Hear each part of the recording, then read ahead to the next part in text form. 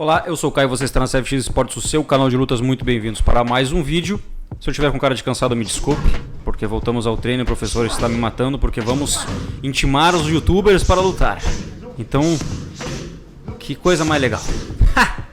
Prepare-se. O que a gente vai fazer agora? Vamos falar sobre o depoimento de Daniel Cormier, aonde eu preciso dar um voto de confiança e concordo com a maneira com a qual ele visa uma volta do Jon Jones para os pesos pesados e o porquê que ele acredita que o Jon Jones não vai conseguir ser dono do cinturão dos pesados por dois motivos, que esses dois motivos são Ciryl Gane e Francis Ngannou. A gente vai tentar entender aonde que isso se encaixa. Então, se você gosta do nosso canal, deixa o like, isso nos ajuda demais, e se inscreve no canal e confira se você ativou o sininho na opção todos, ok?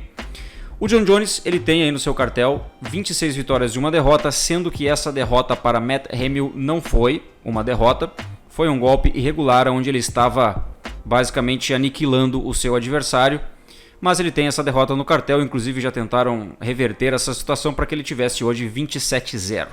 Então basicamente dá para dizer que o cara é invicto se a gente for na lei de que se ele estava vencendo a luta ou perdendo. Agora, o que o Daniel Cormier comentou em relação a isso? Ele que é um cara que já lutou com o Jones duas vezes, já fez em alguns momentos o Jones ter dificuldade na luta, por mais que é difícil a gente enxergar o Jon Jones passando alguma dificuldade. No final das contas ele reverte e consegue finalizar os adversários ou nocautear ou brincar usando a sua grande envergadura e a sua versatilidade dentro do MMA, misturando as três partes da luta em pé, luta agarrada no centro do cage ou na grade e luta de solo mais no ground and pound, não tanto no jiu-jitsu. Ele diz o seguinte, cara, existe uma nova safra de lutadores que ela é muito pequena, porém dá pra gente analisar como se fosse o Ciryl Gane e o Francis Ngannou, que são caras que trazem uma técnica de luta de caras de categorias mais baixas, aonde hoje eles conseguem trabalhar um kickboxing, conseguem trabalhar uma movimentação lateral e, se pressionados, isso tanto o Ngannou quanto o Ciryl Gane. Na realidade, o Ngannou ele não vinha fazendo isso nas primeiras lutas que ele queria se apresentar dentro do UFC e mostrar serviço, uma vitória. Ele vinha trabalhando no seu feijão com arroz, muita mão e esquecendo um pouco o resto de luta agarrada ou de chutes. Mas ele veio evoluindo e hoje ele está um cara eclético dentro disso, tendo sim um bom kickboxing e uma luta em pé bizarra em relação ao poder de nocaute, que ninguém tem. Acredito que o segundo cara ou o terceiro cara que possa vir a ter isso hoje, digo segundo ou terceiro porque a gente pode colocar um Miocic ali na frente, que na primeira luta venceu o Ngannou, mas depois o Ngannou passou o carro nele. Acredito que se fosse rolar uma terceira luta entre os dois, não ia ter uma vitória do Miocic, eu acredito nisso. Acho que está soberano agora essa técnica e essa maneira com a qual o Ngannou ele luta. E ele se postou dentro do cage, mas temos um Ciryl Gane também que vem do Muay Thai, do kickboxing, que é um cara tão pesado quanto, que é leve na hora de movimentar e na hora de chutar, mas bate muito pesado na hora de movimentar, aliás, na hora de socar e na hora de chutar.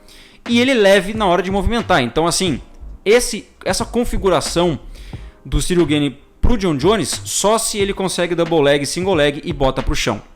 Acho muito difícil trocar Muay Thai, trocar boxe ou kickboxing com o Ciryl Gane, o Jon Jones ter uma vantagem nessas áreas. E talvez, se ele tentar botar para baixo, talvez a gente veja um Ciryl Gane de costas na grade, abrindo bem as pernas e a base e quebrando o ângulo e se desfazendo de um Jon Jones que conseguiria, no primeiro momento, grampear um single ou double, mas possivelmente não conseguiria quedar e estabilizar um cara grande e versátil como o Ciryl Gane. Óbvio, isso é papel, isso é teoria, porém vem de um cara que é o Daniel Cormier, que na minha visão é um dos caras mais inteligentes dentro das análises de MMA.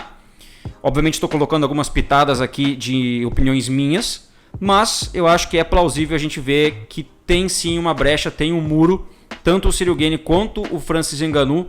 O Ngannou é um pouco diferente, um cara que talvez seja pego desprevenido em alguma tentativa de queda e tal, que é, digamos assim, não é o pior, mas é o menos trabalhado lugar onde ele pode ser pego desprevenido. Ele vem trocando porrada com todo mundo. A gente viu que na primeira luta contra o Miocic ele foi quedado muito, perdeu no chão. Depois ele já não foi quedado, ele já conseguiu se desfazer. Acho agora que ele não vai se preocupar tanto com as quedas contra Ciryl Gane. Acredito que ele consiga vencer, mas também vejo o cara que vencer agora vai pegar o Jon Jones. Se o Jon Jones não vier na próxima luta, independente se for Ciryl Gane ou Francis Ngannou, eu acho que vai ficar meio que um conto de fadas dessa subida do Jon Jones. Quais os motivos que o Cormier também colocou na mesa que eu dou voto a ele e concordo? Duas coisas. Primeiro, tempo parado, muito tempo parado. E segundo, ganho de peso bem drástico e bem grande na balança. Ele disse, o próprio Jon Jones, que ele quer subir nos pesados quando ele tiver igual ou mais pesado que o Francis Ngannou. Isso em números na balança. Claro, fazendo um trabalho de massa muscular, um ganho de massa muscular, mas a estrutura do Ciryl Gane e do Francis Ngannou proporciona um aumento de ganho estável e bem distribuído. Jon Jones não consegue ganhar massa a não ser na linha de cintura, num peitoral, num ombro, num bíceps. Ele não consegue distribuir isso, ter um ganho na parte de baixo, onde movimenta o corpo, nas pernas ali, em músculos específicos de explosão, para que ele movimente esse tronco que ele tem.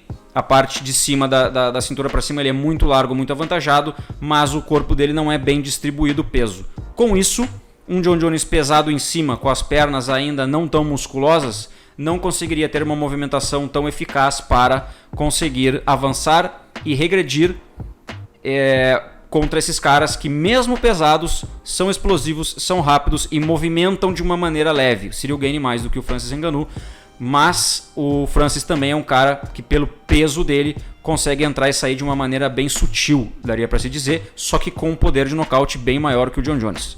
Tanto o Ciryl Gane quanto o Francis Ngannou tem sim um poder maior de nocaute que o Jon Jones. Então, tempo parado, o peso, o ganho de peso que ele mesmo disse que ele vai querer fazer e já está fazendo há muito tempo para lutar, na hora do vamos ver, não sei se isso vai ser um bom sinal. Por isso que o Jon Jones está jogando a última carta, que é o Coringa que ele tem, de subir para os pesos pesados e querer disputar contra o Francis ou o Ciryl Gane, que é aquilo ali. Se ele ganha, ele é incrível e ele vai poder desfrutar disso a vida toda. Se ele sobe e perde, ele nada mais vai ser do que um cara que passou o carro na categoria 9-3, foi considerado um dos melhores de todos os tempos, mas vai ficar essa mancha de que, na realidade, o melhor de todos os tempos é o pesado que ganhou do Jon Jones, seja o Francis Ngannou ou o Ciryl Gane. O que vocês acham sobre esse depoimento e essa nossa resenha aqui? Comenta aqui embaixo, tamo junto.